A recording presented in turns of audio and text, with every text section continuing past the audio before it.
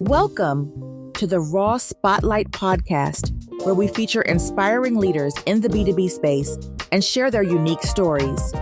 Let's get started with the show. Hi, and welcome to the Raw Spotlight. She's Got Hustle. This podcast series features fearless women transforming business and life through perseverance, growth, and a healthy dose of hustle. I'm your host from Radio Artwork, Emily Au.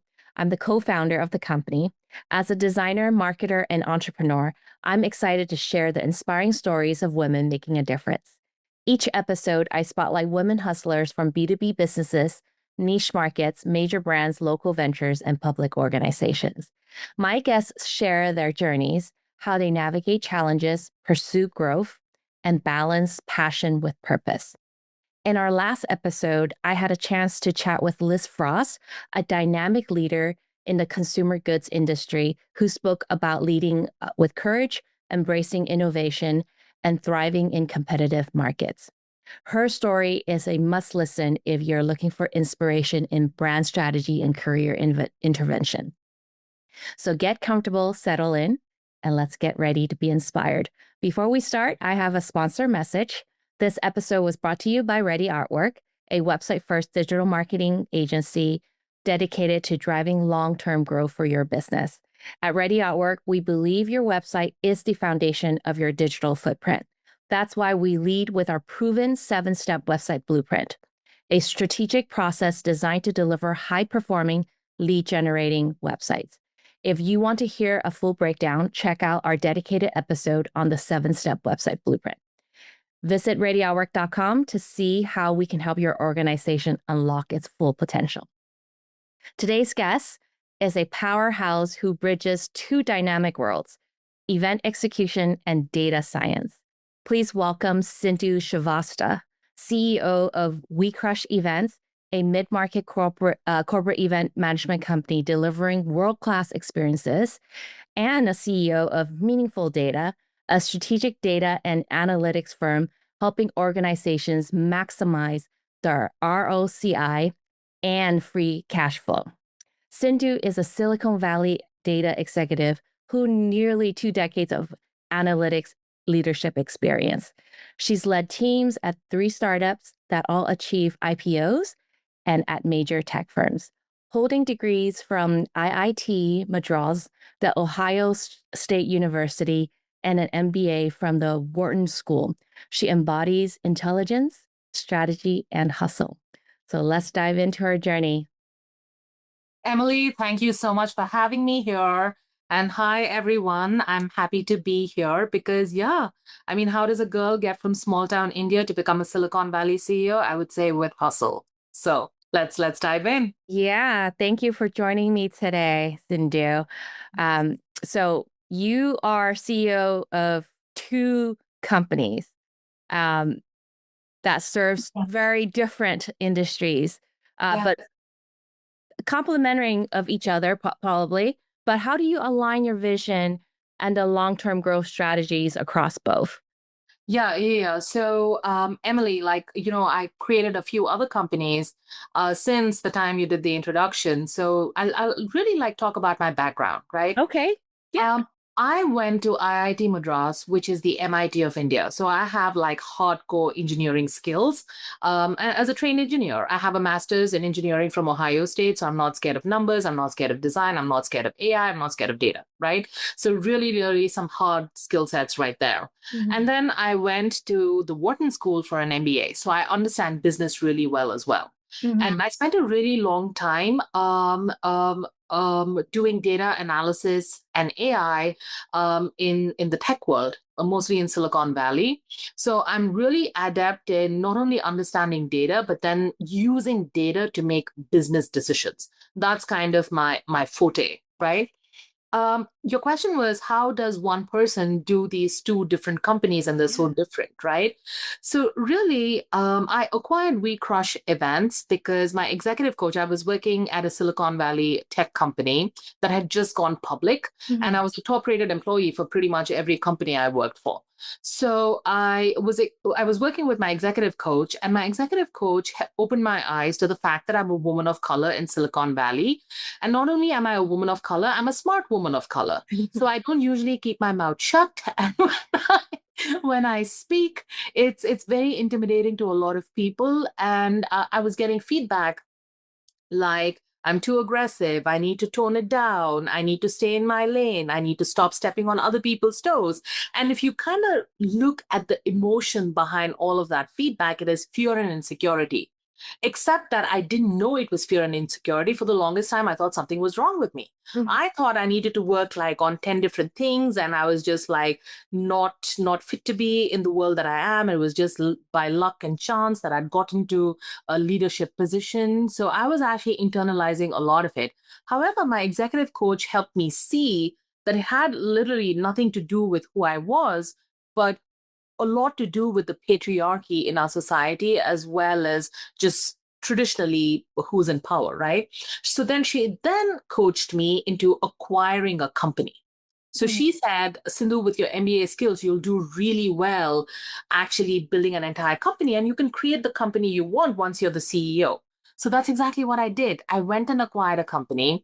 And like any data person would do, I was looking for a company that had huge possibility of scaling. And I loved an events business because I realized that as an engineer, I used to think I didn't have emotions, right? Like I thought I just look at the data and I make decisions. And my executive coach also helped me understand, no, I feel all the time. I feel all the time, except that I wasn't permitting myself to feel. Do you get that? Like it's almost like you don't give yourself the permission to feel or to emote, because a lot of times people are like, don't be emotional about this decision, just be objective. And as human beings, I will tell you now, it is impossible to be truly objective. So if you are like, don't be emotional, let's just be objective, you're kidding yourself and you're lying to yourself. And you're kind of like stuffing that part of yourself in a way that's unhealthy for you. So I literally had to build a company that was where it was okay to be emotional. It was okay to say, I'm having an emotional reaction to this. This is the reaction that I'm having, so that you could then dig into why, what, how, and then use the data and the objectivity and the technology to then make a decision, right? So it's the both, and it's the right brain and the left brain working together. And that's what we've been able to build with We Crush events. So again, long story short, acquired We Crush events mostly to say, yes, the feelings part of it is super important. Connecting is super important, because as any business owner will tell you, people buy from people they like. And how do you exactly, right? Like, I mean, people buy, like, if I would never buy anything from somebody I didn't like or trust. So how do you build that likability and connection? You build by meeting people. And a lot of times the way to meet people at scale is at events, right? You go to a conference, like, I mean, anybody who's gone to a conference will tell you, hey, I came back from that conference and I know 15 new people who work in an area that is similar to me. And that's the magic of events. And that's what we do at scale. And it's a very data-driven problem. So yeah. So that's it. And yeah, and one more thing, right? With large language models and AI, you can actually like take the events a couple of notches up to literally steroids level, right?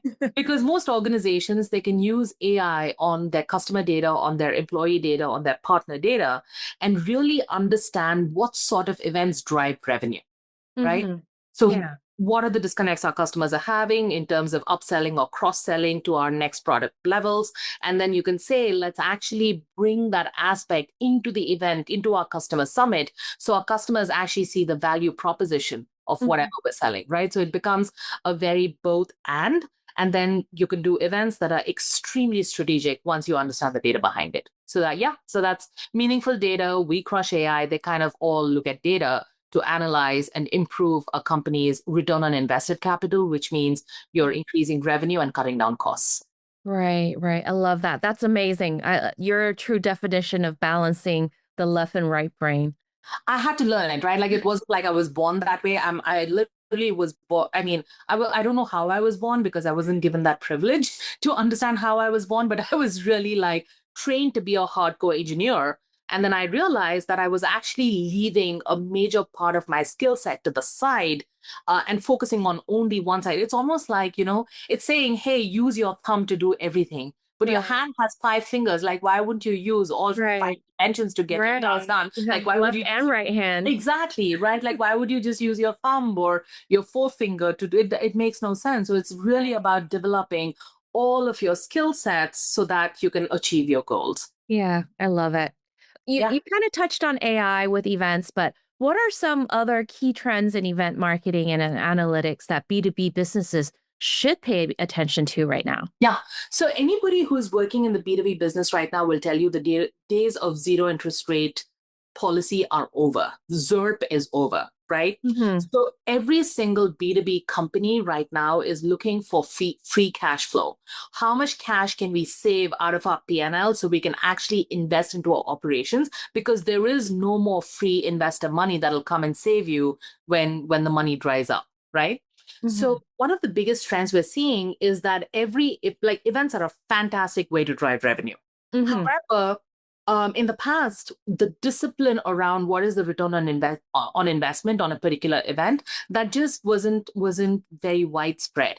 But now we're seeing that many companies are paying attention to how much return did this event give us, and then therefore the attendees to the event, the actual content at the event, the measurement plans that are associated with the event, they're becoming a lot more important, right? Like people are asking us, how do we measure ROI? How do we write measurement plans? How do we actually execute on the measurement? And how do we do insights, recommendations, and learning post event so we can actually do better for the next event?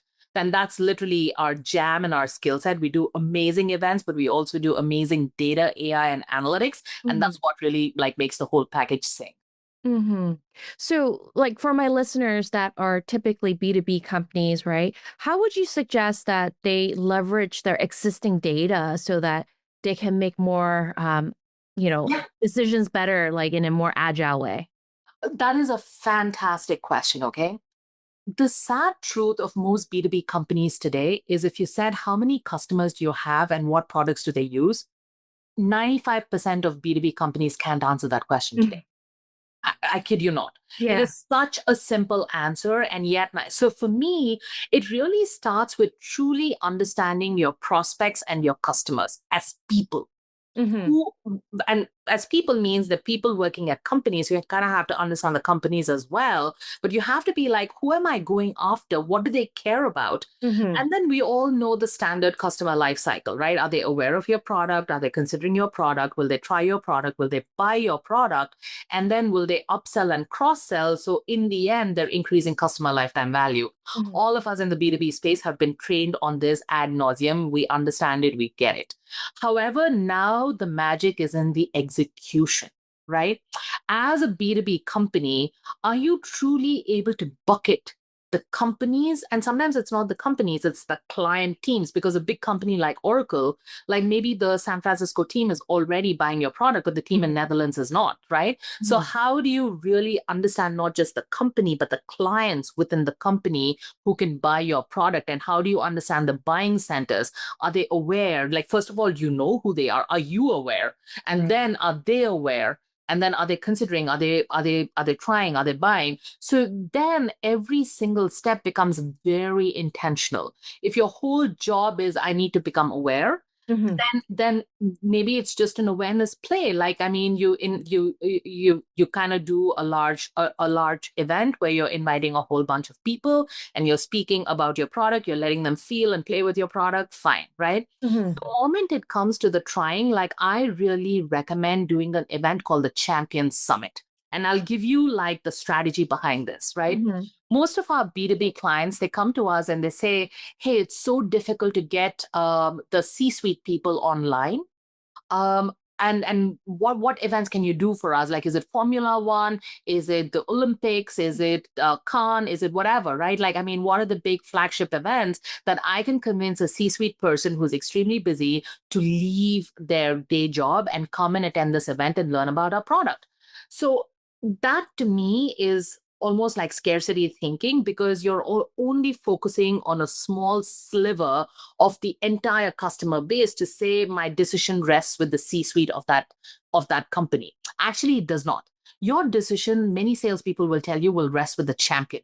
Mm-hmm. And there is like the moment you identify a champion and you invest in developing that champion, you actually have a much better chance at selling. So it's almost like once you identify somebody who's truly excited about your product, how do you equip them with the tools to make a business case, with the tools to actually feel proud and passionate, with the tools to like assemble the team and actually lead a proof of concept or whatever. So I actually recommend that companies invest in something called the Champion Summit, where they're able to bring champions who are working in that one area across multiple companies, so that they, as passionate advocates of this particular product, can actually get together and feel really excited and trade strategies on how they were able to overcome objections and rejections in their own companies, Mm-hmm. push your product forward, so that in the B2B space, like you're really like, playing the strategic game and not the scarcity game. Right, right. That's a good point and good strategy to attract the champions, because yeah, they will be the one that would go back and share with their stakeholders. Yeah, and trust you, and I'll give you the two steps ahead, because I was a champion too, right? For many of my software vendors, in data especially, like I was one of their champions. The thing is that it's actually a win-win situation, because that company that's identified and developed the champion will actually, like, yes, gain revenue, but the champion itself will get promoted. And Mhm. as the champion gets promoted, their budget scope increases. So now they have the ability to upsell, cross sell, because again, the fact that they brought you in actually becomes like a huge growth opportunity for their own career, where they can step into leadership and executive positions themselves. Right, right. Beautiful. Yes. Love that. Yeah. So for businesses or B2B founders that's trying to build a data first culture, what advice would you provide? Oh my God. Like, this is really like, I mean, hopefully most B2B founders have done some sort of, at least like engineering, I don't know, first few courses. If not, like, please go and look up what first principles is. Mhm. Like, for me, it's all about first principles thinking, right? Which means understanding a unified customer ID, understanding a unified employee ID, Mhm. understanding that there is dimensionality to your data, and dimensionality is a curse. The more dimensionality you have, the more complicated your data systems get. So it's all about reducing dimensionality and thinking in terms of Occam's razor, and using the mutually exclusive, comprehensively exhaustive type principles to really like, what's the word for it? To really like suss out what is impactful and what is not impactful. Like, it's almost like separating the signal from the noise, right? Because Mhm. it's really easy as a founder to get FOMO, like fear of missing out, and Yeah. saying, oh my God, like I need to do this because this other person is doing this. I need to do this other thing. Actually, that works really badly in your favor. It's almost like keeping it really tight and saying, okay, using first principles, given that these are my goals, what actions like help me achieve those goals? And if those actions are not really sexy, like who cares? Like, actually just do the actions and get it executed, because that's what's going to matter in terms of you producing revenue very quickly. The moment you start getting distracted and sidetracked, and I'm actually guilty of it. Did you just see that I was starting like 5 or 6 companies? So I'm actually, but like I will give you this. I am working on like a few different Mhm. companies, but like every company has impact almost right away, because one of my big superpowers is executing. So I don't waste time to say, Mhm. and that's why I can execute so much at the same time, although it is distracting a little bit, I'll give you that. But like, it's keeping what's impactful and what's necessary, using first principles and the center, and then driving towards execution as quickly as possible. That makes sense. Great advice. Yes. Yeah, thank you for that. Maybe Yes. diving into some of your strategies or decisions that you've made in the Yeah. past. Can you share like a pivotal strategic decision that you've made based on data that significantly impacted ROI or growth, whether it be for yourself or for any of your clients? Oh my God. Like, there are so many decisions. Like, okay, so I'm actually going to like really like break this into 2 parts, right? Hmm. Every founder will tell you that one of the things that keeps them at night is cash flow, right? you kind of have Absolutely. to get business operations like really dialed in, right? And I acquired vCrush Events, which means that it was an operating company with its own set of operating policies and so on. Mm-hmm. So as soon as I analyzed the cash picture of the company, it became really, really clear to me that we actually needed different business operations policies to maintain our cash flow, to make our cash flow even healthier, right?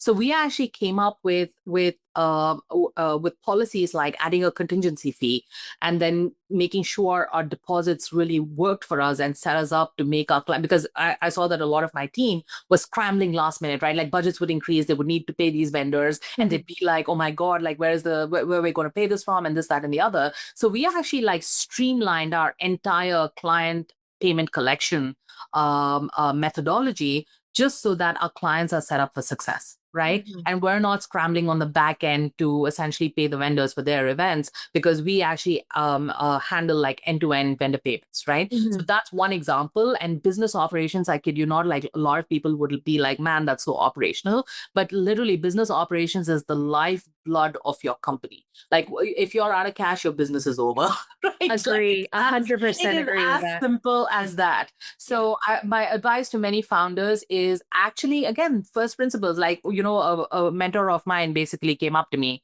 and he was trying to get at first principles, right? So he came up to me and he said, Sindhu, how many teeth does a donkey have? And I was like, what do you mean? Like, what do you mean? I don't know, like 50? Like, God knows, take your guess. So he literally said, open its mouth and count.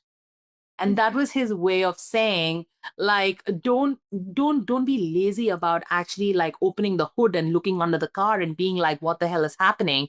And even though I'm a CEO, like I spend a lot of time understanding business operations because that is my superpower when it comes to understanding like how much investments we can leverage, what we need to invest in, what's going to generate a return on investment that we're going to be proud of, right? So that's one thing. The second thing from a data-driven perspective is this is what I'll say. Many people, like, even if you're really, really smart, it's very difficult for you to predict what investments are going to pan out and what investments are not going to pan out. Right? True. It's really difficult. So for me, especially coming with my Silicon Valley background, I really believe in experimentation. Like what kind, and sometimes, sometimes to get signal, you have to spend a bit. So it's almost like, don't be afraid. Like if you're like, man, like will an event investment like really pan out? Do one event. Like it's not going to break your bank. Like do one event and see if it pans out or not, but have the discipline to write a measurement plan so you actually know what the return on investment is. And that's exactly what we did. Like, for example, like vCrush Events, we're a 10-year-old company, and we did our first booth at the Society for Human Resources conference thinking, okay, it was a significant investment. We built an entire booth at a conference and we were like, we'll see. But like our pipeline, like, I mean, in about 6 weeks, our pipeline has more than enough to cover whatever we spent. And to me, that's the experiment, right? Like we were very diligent about it. When the leads came in, we actually like had our CRM set up so that the leads would be tracked through and through, and the deals would be tracked through and through and through. And we're seeing the fruit of our investment, and we're like, yeah, this makes sense. And then the revenue we generate out of that investment will fund future events and future investments along the same line. So it's really like coming back, like measure all the time, be mindful of what's going on is one big thing that I'd highly recommend. Right. I like that. Let's touch a little bit about your leadership and then also your business a little bit. Yes. How do you lead change management within an organization when implementing new strategies? Can I say something? Sure. So for me, it's like you don't do change for the sake of change management, right? You usually are changing because something is not working. So for me, Makes it's sense. almost the root, like it's not at the symptomatic level of I need change. It's at the root cause level of something is not working. Right? So you Yeah. kind of need to understand when you feel like something is not working, you need to understand that you're one person's opinion. And you need to say, does my team feel the same? Like, do they feel the same pain? So you kind of need to assemble a diverse perspective of what's going on, right? So actually in my company, we just got rated as Inc. Best Workplaces, right? So people really like working here. And we were Inc. fastest growing companies last year as well. So not only are we growing really fast, like people love working here, and it kind of like goes hand in hand. And when I look back and I said, what are we doing really, really well? There's one thing that I tell my team all the time, which is just keep it real. Mm-hmm. Like the best thing, the best gift you can give me as a CEO is to give me your unadulterated opinion. Mm-hmm. Like if something is not working, come and tell me it's not working. Like, how else would I know? So there is no like, I will almost like, in fact, my team all knows never to give me good news over real news. Like the news is always real. And we actually invest in a program called Positive Intelligence across our entire company. It's almost like therapy for the workplace. It's by a Stanford researcher called Shirzad Shamin. And he was also, I believe, the CEO of Executive Coaches of America, right? Like, I mean, the institute that trains executive coaches. He was the CEO of that company. And he has this positive intelligence program where every employee in our company is trained to check in with themselves. How am I feeling about this right now? And if I'm not feeling on point, or if I'm not feeling heard or listened to, how do I sit with that and acknowledge that rather than toe the line? Because the worst thing you could do as an employee for your company is when you disagree with something, hold it to yourself and act resentfully and act passive aggressively. Like that's the worst thing you can do, because that says more about you as a person than it says about how you're contributing, right? Because what, like, this company is literally like paying me my big fat salary, whatever, right? And the fact that I'm willing to, whatever, like not show up as my authentic self, like not only are you betraying yourself, you're betraying your company at that point.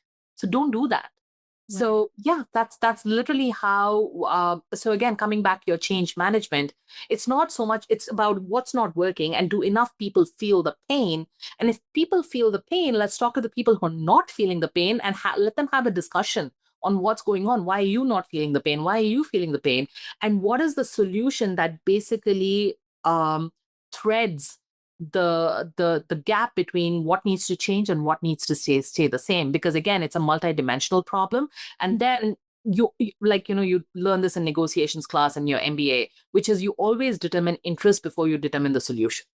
So what are people's interests, and how can their interests be protected by whatever you're going to do, right? So that essentially will help you understand whether change is needed or not. Yeah, so it's kind of like authenticity within yourself and the team, and then transparency at the end of the day, right? Exactly, right? And then once everyone is bought in, change is easy. Then you don't need change management to the extent that people make a big deal out of it. Like people are just naturally bought in. And I can give you an example, right?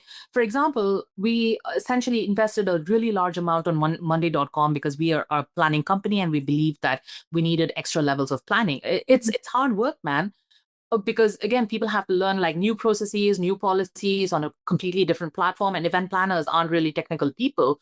So for them, like seeing an entirely completely new software that they have to learn from another angle is a lot of work. But then their day-to-day operations were painful enough where they're all committed to the learning, and they kind of knew that the company essentially at the end of the day was investing in that. There was enough trust in the company to say, man, this is actually being done for our benefit and our good, and a large investment was made. And when you feel that sense of goodwill, because again, at the end of the day, what is trust? It's goodwill, it's competency, and it's integrity. So when you know that you're working for a company with integrity and you have goodwill towards the company and you actually trust the competency of the company, like the execution is literally seamless. So I will basically ask all the companies that are having problems with change management to actually go down to the first principles and really understand whether there's trust. Is there goodwill among the people being asked to change? Is there integrity among the people being asked to change and the people asking for the change? And is there actually competency? And if there's not, those are the things, those are the root cause things you need to fix first before any change happens and any change is helpful. That makes a lot of sense. Yeah. Yes. Yeah. What metrics do you personally look at to assess the health and direction of your business? Oh my goodness, revenue and profitability, like any good business person. Right? Yeah, right. Your bottom line. Right. I mean, totally my bottom line, but then obviously we have like segmentation within that, especially on our new customers and existing customers metrics, and we look at customer lifetime value as well. But at the end of the day, as a simple business person, it's like how much profit am I making? Right. And how's that profit growing? Right. That's the data scientist talking right here. Yeah, exactly. I mean, I could look at like other, 10 other side metrics that are interesting, but again, at the end of the day, like as the CEO, that's what I'm focused on, right? Yeah. Okay. I have one final question for you. Yes. What is your favorite tool or software that you find essential for your everyday work? Oh my goodness. Can I just say ChatGPT? Absolutely. Yeah, like I could also talk about Airtable and Make and how we use AI automation and a whole bunch of other things. But to me, at the root of it is the GPT technology. Like, I mean, whether it's the platform, the OpenAI platform, or just my Chat GPT day-to-day interactions. I actually like it a little bit better than Perplexity. I think, the Model 5 is a little bit better than Perplexity. I love its answers. And it has my entire life is on Chat GPT, so it has and I don't bullshit it at all, so it has literally the authentic me as a training data set, so it can give me real answers. Yeah. I love ChatGPT too. I don't know how work was ever done before ChatGPT. I know. Yeah. And that's the backbone of We Crush AI as well, right? Like we're building like entire AI applications based on the GPT technology, and we're not building our own models yet. And we're using Chat GPT, and it works just fine. Great. Thank you. Well, Sindhu, Yes. thank you so much for sharing your story and your insight with us Yes. today. Your ability to lead with both heart and data is incredibly inspiring. To our listeners, if you're looking to learn more about Sindhu, be sure to check out her work at We Crush events and Meaningful Data online. Where can they connect with you, Sindhu? If LinkedIn is the best. Like I have 16,000 followers on LinkedIn, but I yet keep track of all my messages. So yeah, message me on LinkedIn. And if you want to chat, let's chat. Amazing. Well, thank you for tuning in, everyone, into the Raw Spotlight. She's got hustle. Until next time, keep hustling and stay inspired. Thank you. Awesome. All right. Thank you. Thanks for listening to the Raw Spotlight podcast. We'll see you again next time, and be sure to click subscribe to get future episodes.